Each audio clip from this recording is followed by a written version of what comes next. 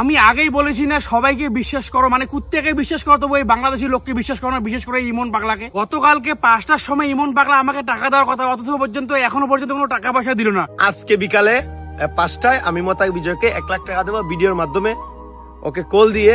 অথচ আমাকে কালকে রাত্রি 9টার সময় ফোন করে আমার অ্যাকাউন্ট নাম্বার নিয়েছে। হ্যাঁ, আমি তাকে অ্যাকাউন্ট নাম্বার দিয়েছি। এখন তোমার ব্যাংক নাম্বারটা দাও, কি তোমার পেটিএম না কি, এই নাম্বারটা আমাকে দাও, আমি টাকা পাঠিয়ে দিচ্ছি। কিন্তু এখনো পর্যন্ত আমাকে কোনো টাকা পয়সা দেয়নি, আমাকে কোনো টাকা পয়সা দেয়নি। আর পাক্কা রাত্রি মোটামুটি ওই 8:30টার দিকে আমাকে ফোন করেছে ইমন পাগলা। হ্যাঁ, আমাকে ফোন করে প্রথমত তো বলে যে সে নাকি টাকা দিতে পারবে না। তারপরে আমি যখন তাকে হুমকি দিই তখন সে বলে যে টাকা দিবে, আমি আমার অ্যাকাউন্ট নাম্বার বা পেটিএম নাম্বার সে চাইছিল। তারপরে আমি তাকে মেসেঞ্জারে সেই নাম্বারটা দিয়ে দিই। দিয়ে দেওয়ার পরে এখনো পর্যন্ত আমাকে কোনো টাকা পয়সা দেয়নি। হ্যাঁ, এই রাত্রি এখন কটা বাজে, এখন সকাল 11টা বাজে, এখনো পর্যন্ত কোনো টাকা পয়সা দেয়নি। এই জন্য তো বলি ভাই, সবাইকে মানে একটা কুকুরকে বিশ্বাস করো, তাও এই বাংলাদেশের লোককে বিশ্বাস করো, ইমন পাগলাকে বিশ্বাস করো না। মানে এই যে টাকা দেবে কি ভাই, এই তো নিজে ভিখারি, এ তো নিজে ভিখারি, এ আমাকে টাকা কি করে দেবে? আর বলছি মানে তুই ভিখারি হোক যাই হোক, প্রয়োজনে তোর কিডনি বেচা, বিসি বেচা, যাই বেচা না কেন, পয়সা আমাকে লাগবেই। তো বলছি ইমন পাগলা, তুই যতই অজুহাত বের কর, যতই কিছু বের কর ভাই, টাকা কিন্তু আমার লাগতো। তো বলছি ইমন পাগলা, তুই যতই অজুহাত বের করা, যতই কিছু বের কর, ঠিক আছে, পয়সা কিন্তু আমাকে লাগবে ভাই। হ্যাঁ, পয়সা কিন্তু আমাকে লাগবে। তোর সঙ্গে যেটা কথা হয়েছে, যেটা চ্যালেঞ্জ হয়েছে, পয়সা কিন্তু আমাকে লাগবে। অনেকেই আমাকে বলছে যে তোমরা মিলিত আছে, এইছো। হ্যাঁ, যদি মিলিত থাকতাম না তাহলে এইভাবে আমি ইমনকে বাস দিতে পারতাম না।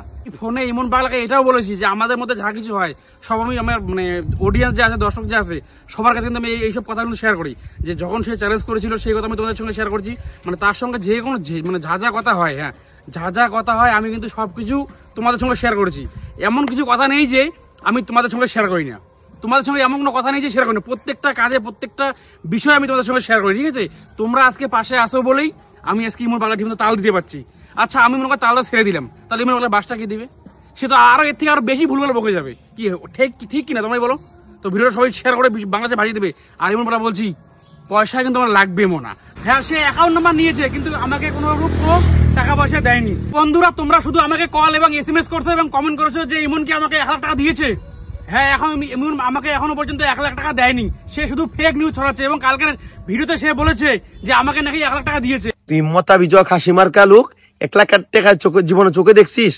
তুই আমার কাছে 1 লাখ টাকা খুঁজস? বন্ধুরা, সত্যি কথা বলতে এটাই, সে এখনো পর্যন্ত আমাকে কোনো টাকা পয়সা দেয় নাই। হ্যাঁ, সে অ্যাকাউন্ট নাম্বার চেয়েছে, ভিডিওর মাধ্যমে সে আমাকে ফোন করেছে, অ্যাকাউন্ট নাম্বার নিয়েছে, কিন্তু অথচ আমাকে কিন্তু কোনো টাকা পয়সা সে এখনো এই পর্যন্ত দেয়নি। এখনো কোনো টাকা পয়সা সে দেয়নি, ঠিক আছে।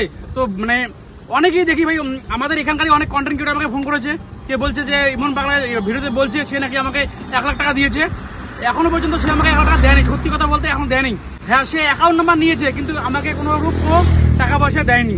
আর সত্যি কথা বলতে আমাকে যদি সে 1 লাখ টাকা দিতে যায়, তার ওখান থেকে কিন্তু মোটামুটি 1,35,000 এবং 1,30,000 সামথিং টাকা আমাকে দিতে হবে।